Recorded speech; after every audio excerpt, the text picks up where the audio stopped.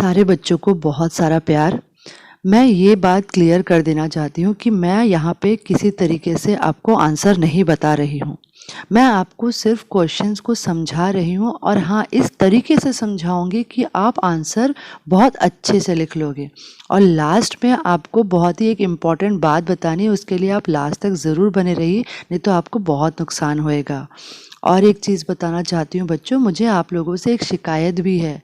आप लोग पढ़ाई की वीडियो ज़्यादा नहीं देखते हो। आपको पता है बच्चों, जो चीज़ आप डिमांड करोगे उसी का आपको सप्लाई मिलेगा, यानी कि आप जो चीज़ सबसे ज़्यादा चाहोगे आपको वही मिलेगा। तो आप क्यों नहीं पढ़ाई के वीडियोस को ज़्यादा चाहते हो, ताकि सब कोई आपको बहुत अच्छे से पढ़ाई करवाने वाली वीडियोस को सप्लाई करे। आप जैसा चाहोगे वैसा होगा बच्चों। तो आप पढ़ाई करने के लिए बहुत ज़्यादा तत्पर रहो तो आपको बहुत अच्छे अच्छे वीडियोस मिलेंगे। सारे यूट्यूबर यही चाहते हैं कि आपको अच्छे से अच्छे पढ़ाई का मटेरियल दे। तो आप लोग पढ़ाई को ज़्यादा प्राथमिकता दे, ना कि देखकर लिखने को। मैं इस चीज़ को बिल्कुल बढ़ावा नहीं देना चाहती, इस चीज़ को मैं क्लियर कर देना चाहती हूँ। मैं चाहती हूँ आप बच्चे बहुत अच्छे से पढ़ाई करें। इस कोरोना काल में मुझे पता है कुछ बच्चों को बहुत दिक्कत हो रही है, ऑफलाइन क्लास नहीं अटेंड कर पा रहे हैं, ऑनलाइन क्लास अटेंड नहीं कर पा रहे हैं, बहुत सारी दिक्कतें, कुछ बच्चों के पास बुक्स भी नहीं हैं।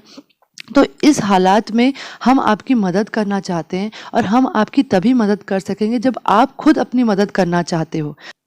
और ये तभी पॉसिबल हो सकता है जब आप पढ़ाई को सीरियसली लो। देखिए, नवंबर आने वाला है और आपके पास सिर्फ 4 महीने हैं। अभी आप अगर पढ़ाई नहीं करोगे, सीरियसली नहीं लोगे पढ़ाई को, तो आप वाकई में अच्छा नंबर नहीं ला सकते। हो सकता है आप फेल भी हो जाओ। तो इस चीज़ को आप सीरियसली लो बच्चों। आप असाइनमेंट के साथ साथ जो दूसरे वीडियोस हैं पढ़ाई के, जो सारे यूट्यूबर्स कोशिश कर रहे हैं आपको बहुत अच्छे से पढ़ाने का, तो आप इस चीज़ का फ़ायदा उठाइए। आपको कोई रोक टोक नहीं है। मैं ये नहीं कहती कि सिर्फ मेरा ही चैनल देखो, सिर्फ मेरे ही वीडियोस देखो। आप यूट्यूब में जितने भी पढ़ाई के वीडियोस हैं, आप सारे वीडियोस देखो। जहाँ से आपको फ़ायदा मिलता है आप वहाँ पर देखो, और जहाँ से सीखने और समझने को मिलता है वहाँ से सीखो और समझो। लेकिन समझो तो, पढ़ाई करो तो, ये इम्पॉर्टेंट है। तो इसलिए मेरी आप लोगों से हाथ जोड़कर विनती है कि आप लोग बहुत अच्छे से पढ़ाई करिए, क्योंकि ये अपॉर्चुनिटी हमेशा नहीं मिलती। आप लोगों को बहुत अच्छी अपॉर्चुनिटी मिली है, क्योंकि यूट्यूब में सब कोई लगे हुए हैं आपको पढ़ाने के लिए। तो इस चीज़ को आप इस्तेमाल करिए और अच्छे से पढ़ाई करिए। बाकी हम तो हैं ही आपकी मदद के लिए, है ना। तो चलिए आगे बढ़ते हैं और बहुत अच्छे से असाइनमेंट को समझते हैं। Read the following poem and answer the question that follow. यानी कि क्वेश्चन, हमको इस पोएम को अच्छे से समझना है पढ़कर और उसके क्वेश्चंस को आंसर करना है, ठीक है। तो मैंने आपको पहले ही समझाया था, पहले हमेशा क्वेश्चन पढ़ना है, उसके बाद हमको पोएम पढ़ना है। तो हम पहले क्वेश्चन पढ़ेंगे कि क्वेश्चन में क्या क्या दिया हुआ है। पहला क्वेश्चन है, the poet is led through a dash each time he reads a book. यानी कि पोएम जब भी बुक पढ़ते हैं तो वो कहाँ पहुँच जाते हैं? घर में पहुँच जाते हैं, होम, या वंडरलैंड में पहुँच जाते हैं, यानी कि जादुई दुनिया, या फिर बोलना चाहिए कि आश्चर्यचकित कर देने वाली दुनिया जहाँ पे सब कुछ आश्चर्य से भरा हो, या ड्रीम लैंड यानी कि ख्यालों या सपनों की दुनिया, या फिर चौथा ग्रीन लैंड, हरा ही हरा, जहाँ पे सिर्फ हरा हरियाली ही हरियाली हो, ऐसी जगह। तो चलिए, ये तो हम पोएम पढ़ेंगे तो आपको खुद ही समझ आ जाएगा। B, in the books the poet meets new and old friends in the book. जब बुक पढ़ते हैं पोएट, तो उसमें वो न्यू और यानी नए और पुराने दोस्तों को कहाँ पाते हैं? मतलब कि नए और पुराने दोस्त से वो कहाँ मिलते हैं? सिटी स्ट्रीट में मिलते हैं, यानी कि जो शहर की गलियां हैं उसमें मिलते हैं, कि कॉलोनीज़ में मिलते हैं, यानी कि जो कॉलोनी यानी जैसे नगर बने होते हैं वहाँ मिलते हैं, कि वंडरलैंड में मिलते हैं? वंडरलैंड यानी मैंने बताया था आपको, आश्चर्य से भरी हुई दुनिया, या विलेज स्ट्रीट्स यानी गांव की सड़कों में। तो ये भी हम जब पोएम पढ़ेंगे तो हमको क्लियर हो जाएगा। फिर हम सी क्वेश्चन देखते हैं, the new and old friend take the poet. जो नए और पुराने दोस्त हैं वो पोएट को कहाँ ले जाते हैं?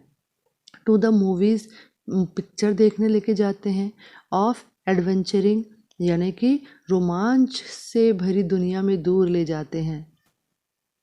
तो ये तो हमको पोयम पढ़ने के बाद ही पता चलेगा ये चारों ऑप्शन में से कौन सा ऑप्शन है। तो अब हम क्वेश्चन नंबर 4 में बढ़ते हैं। Why does the poet love his book? Poet अपनी किताबों को क्यों प्यार करते हैं? उसके बाद वाला क्वेश्चन है, how does a Quint person welcome the poet? Quint person ने पोएट को कैसे वेलकम किया? अब यहाँ पे आप क्वेंट पर्सन का मतलब नहीं समझ रहे हैं, तो क्वेंट पर्सन का मतलब होता है विचित्र सा व्यक्ति। तो वो विचित्र सा जो व्यक्ति था उसने पोएट को कैसे वेलकम किया, यानी जो कवि थे उनका कैसे स्वागत किया। तो ये हम पोयम को अब अच्छे से पढ़ते हैं, आपको सब चीज़ क्लियर हो जाएगा, मैं इसकी गारंटी लेती हूँ। आई लव माई बुक्स, मुझे अपने बुक से बहुत प्यार है। They are the homes of queens and fairies, knights and gnomes, यानी कि ये जो है बुक्स, ये जो मेरी किताबें हैं, ये घर है। किसकी घर है?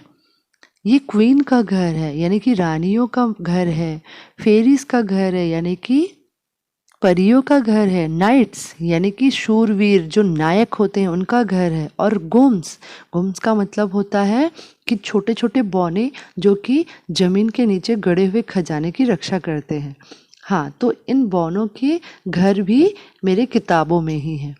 Each time I read I make a call, जब भी मैं पढ़ता हूँ मुझे एक ऐसा व्यक्ति आकर मिलता है। कौन सा व्यक्ति? मैंने बताया था क्वेंट पर्सन। क्वेंट पर्सन क्या? विचित्र व्यक्ति। तो लार्ज और स्मॉल यानी छोटे और बड़े विचित्र व्यक्ति मुझसे आके मिलते हैं। मतलब कि जब भी मैं पढ़ता हूँ विचित्र से व्यक्ति मुझसे मिलने आते हैं जो कि छोटे और बड़े होते हैं। हु वेलकम मी, जो कि मेरा वेलकम करते हैं, मेरा स्वागत करते हैं। विथ अ हार्टली हैंड, यानी कि बहुत ही प्यार से, दिल से, है ना, हाथों को आगे कर कर मेरा स्वागत करते हैं।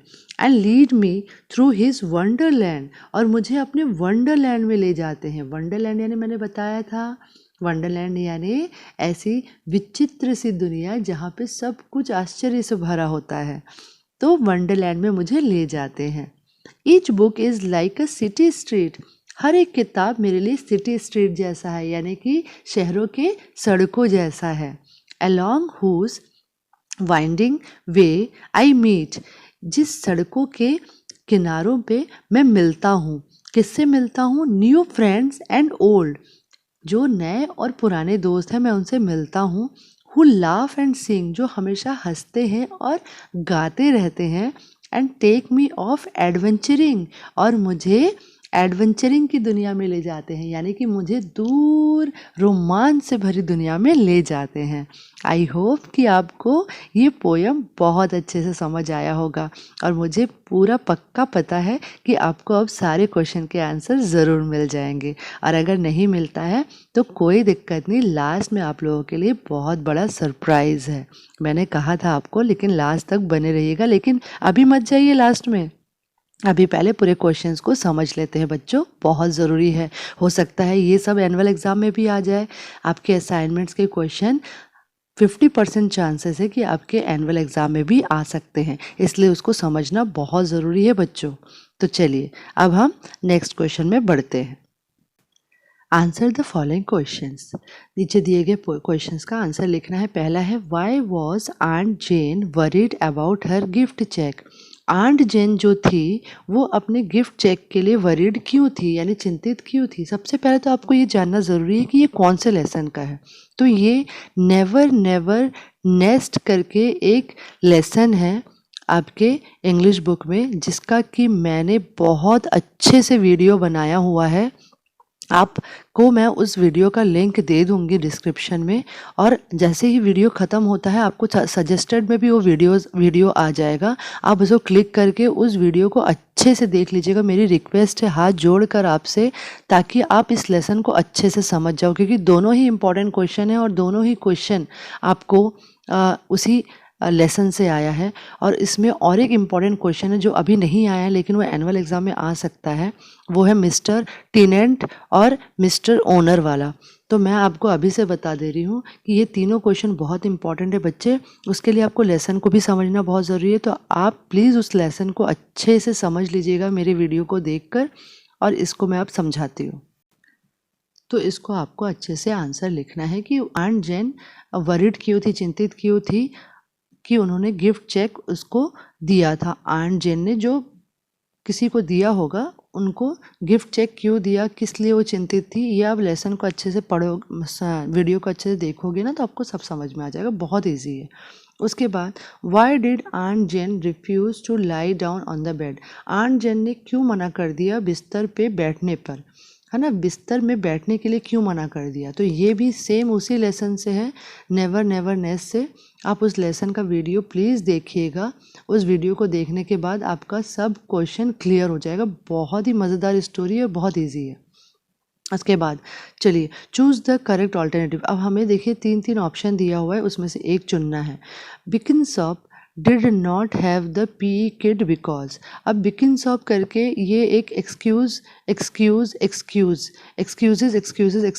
करके एक आपका लेसन है, उसमें से ये आया है क्वेश्चन। दोनों ही क्वेश्चन उसी लेसन का है। इसमें एक बिकिनसॉप करके लड़का था जो कि अपना पीई किट भूल गया था, है ना। पीई किट होता है फिजिकल एजुकेशन, यानी जो हम पीटी वीटी में पहनते हैं ना, जो कपड़े, हाँ, तो वही वाला कपड़ा वो पहनना भूल गया था। तो वो क्यों भूल गया था, तीनों ऑप्शन में से कोई एक ऑप्शन सही है। ही लॉस्ट इट, उसने वो खो दिया था। इट वॉज इन लॉन्ड्री, ये लॉन्ड्री में धुलने गया था। It was not iron, iron की स्पेलिंग गलत है, IRON, आयरन होगा यहाँ पे, ठीक है। इट वॉज नॉट आयरन यानी कि ये इस्त्री नहीं था। तो तीनों में से कोई एक आंसर है। वो भी लेसन मैं करवा रखी हूँ, आप जाके देखोगे तो आपको वो लेसन भी समझ आ जाएगा, बहुत इजी लेसन है। उसके बाद बी ऑप्शन देखते हैं। I know it was very upsetting sir, मैं जानता हूँ ये बहुत ही अपसेटिंग है सर, ये बहुत ही अपसेट करने वाला है। अब यहाँ पे बोल रहा है कि जो अंडरलाइन वर्ड है उसको आप किसी और वर्ड से रिप्लेस करो। तो यहाँ पे देखिए अंडरलाइन दिया हुआ तो नहीं है, ये भी मिस प्रिंट है, थोड़े से ज़्यादा मिस प्रिंट है क्वेश्चन पेपर में। तो अपसेटिंग जो वर्ड है वही अंडरलाइन वर्ड है। तो अपसेटिंग, मैं जानता हूँ कि आप बहुत अपसेट हैं, तो अपसेट यहाँ पे क्या होगा, अपसेट का मतलब क्या होता है, थोड़ा परेशान हो जाना। तो यहाँ पे तीनों में से कौन सा ऑप्शन होगा, डिस्ट्रैक्टिंग होगा, डिसअपॉइंटिंग होगा कि एनकरेज होगा। तो डिस्ट्रैक्टिंग का मतलब होता है भटक जाना, डिसअपॉइंटिंग का मतलब होता है निराश होना, एनकरेजिंग का मतलब होता है किसी को प्रोत्साहन देना। तो यहाँ पे क्या होगा अपसेटिंग का मतलब, आप खुद बताइए, आपको पता चल गया होगा, ठीक है। तो चलो अब आगे बढ़ते हैं। नेक्स्ट है put the correct verb in the blanks, यानी कि देखिए हमको यहाँ पे इज, आर और डू नॉट, डज नॉट, ये सब जो दिया है ना, इसको हमको प्रॉपरली दोनों में से कोई एक को चुन के लिखना है। तो one of my friends dash the owner of this factory, ठीक है, कि मेरा मतलब मेरा बहुत सारे दोस्तों में से एक दोस्त जो है इस फैक्ट्री का ओनर है, इस फैक्ट्री का मालिक है। अब मैं बता दूं आपको कि जहाँ पे प्लूरल होता है वहाँ पे इज और आर में से क्या लगता है, आप बताइए, दोनों में से प्लूरल के साथ कौन सा जाता है और सिंगुलर के साथ कौन सा जाता है।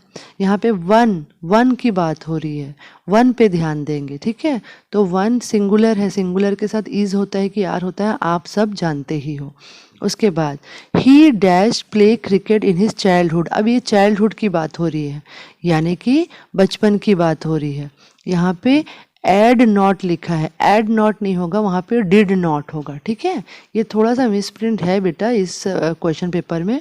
तो यहाँ पे डिड नॉट है, डू नॉट है, डज नॉट है। अब देखिए बचपन की बात हो रही है, यानी पास्ट टेंस की बात हो रही है, तो पास्ट टेंस में कौन सा ऑप्शन होगा, आप खुद समझदार हैं।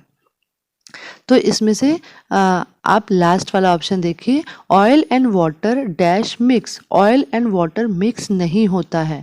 अब देखिए ऑयल और वाटर को सिंगुलर लिया है, ठीक है ना, सिंगुलर के साथ कौन सा चीज़ लगता है आप इसमें से देख लीजिए, ठीक। उसके बाद right a paragraph on covid pandemic, covid pandemic में एक पैराग्राफ लिखना है, नीचे क्लू दिए हुए, ये सारे क्लू आपके कोई भी सेंटेंसेस में आने चाहिए, ठीक है।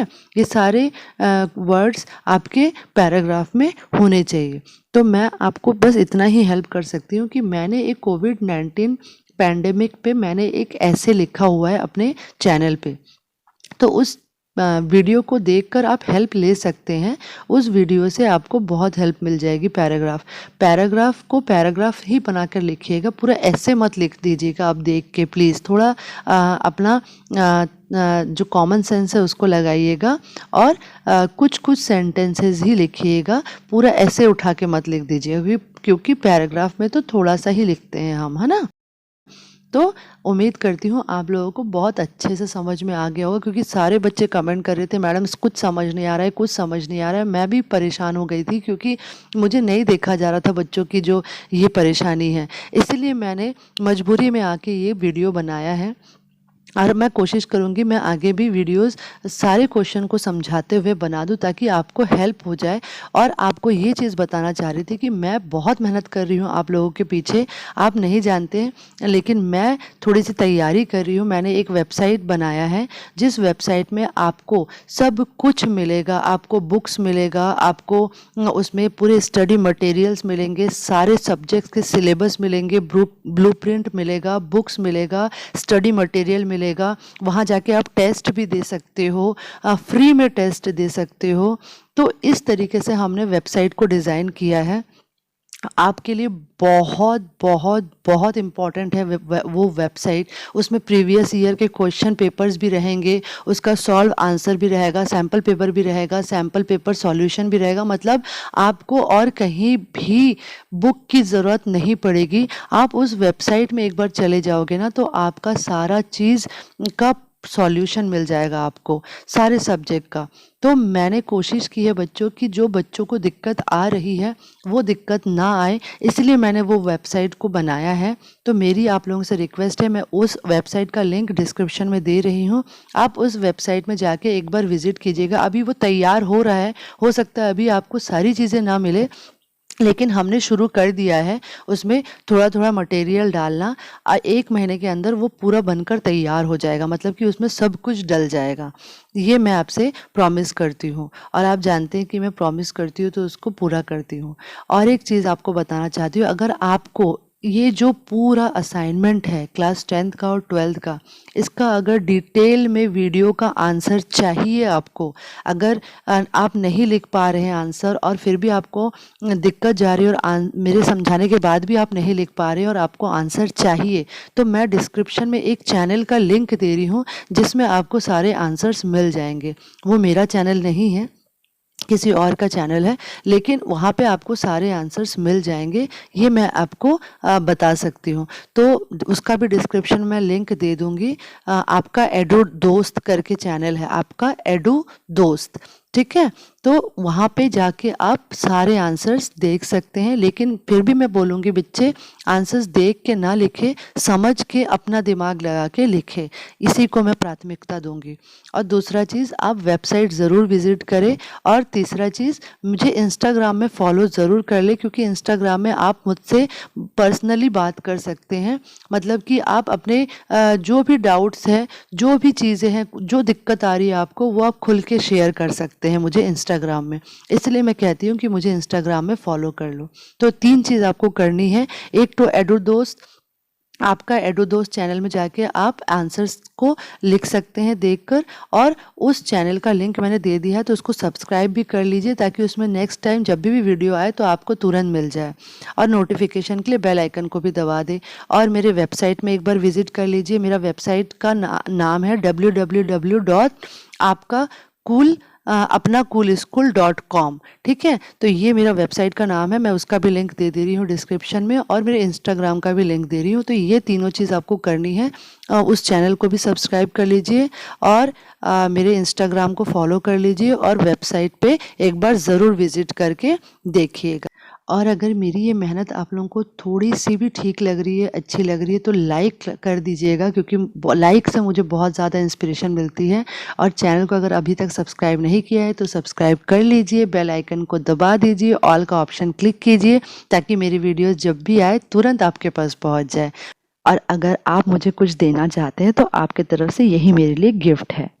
और हाँ, अगर आप अपने दोस्तों को भी सहयोग करना चाहते हैं तो उन तक मेरी वीडियोस को ज़रूर पहुंचाएगा। चलिए, मिलती हूँ, तब तक के लिए बाय बाय। अपना ध्यान रखिए और पढ़ते रहिए, पढ़ाते रहिए, ऐसे ही मुस्कुराते रहिए। Bye bye.